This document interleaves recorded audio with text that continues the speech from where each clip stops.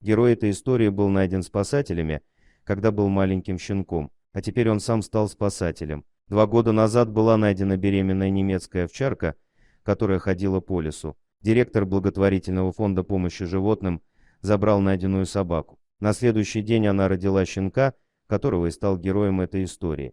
Маленький щенок не знал об этом, но однажды он вернулся в лес, чтобы спасти потерянную собаку, нуждающуюся в его помощи. Собаку было сложно найти, но песику удалось взять ее след. Тина рос и начал сопровождать учебные классы других собак, которых обучали искать и спасать. Вскоре Брянсон заметил, что и у него появилось умение. «Он пришел на занятия, и мы оценили его», — сказал Брянсон. Он хорошо проявлял себя и начал тренироваться. Он всегда находил потерянную собаку на каждой своей тренировке. Брянсон принял Тина, и после 16 месяцев обучения он стал полноправным членом службы спасения животных. Поэтому, когда Брянсону позвонили с новостью, что пропал глухой 11-летний Великий Пиреней по кличке Пупе, он знал идеальную собаку для работы. Утром в четверг хозяйка отправилась кататься на лошадях в лесу, и верный Пупе с нетерпением последовал за ним. Когда женщина заметила его сзади, развернулась и направилась домой, но на обратном пути собака отделилась и потерялась.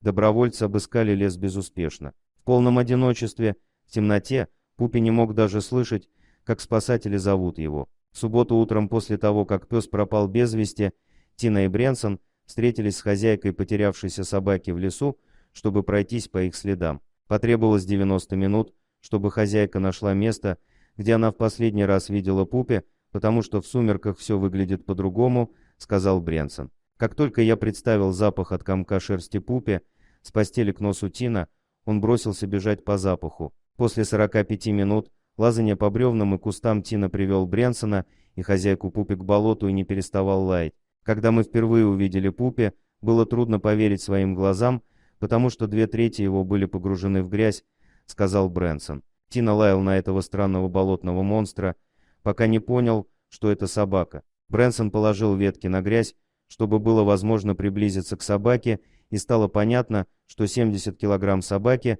будет трудно достать из липкого болота. Я положил поводок Тина под Пупе и попытался вытащить его, объяснил Брянсон. Он застрял так сильно, что я не стал тянуть сильнее, боясь причинить боль его лапам. Муж хозяйки принес больше веревок и ремней, и они втроем тащили собаку. После того, как его достали из грязи, Пупе повезли домой. Хотя нес был очень грязным, хозяева Пупе были вне себя от радости, что его вернули, и поблагодарили Тина за хороший нюх. Тина всегда счастлив вернуть долг, поскольку его тоже спасли еще щенком. Нет ничего, что заставило бы Тина взволноваться больше, чем отправиться на поиски потерявшихся домашних животных и вернуть их домой. А его отец был самым гордым. Дорогие друзья, если вам понравилось видео, поставьте лайк, а также подписывайтесь на канал, где найдете еще много интересного.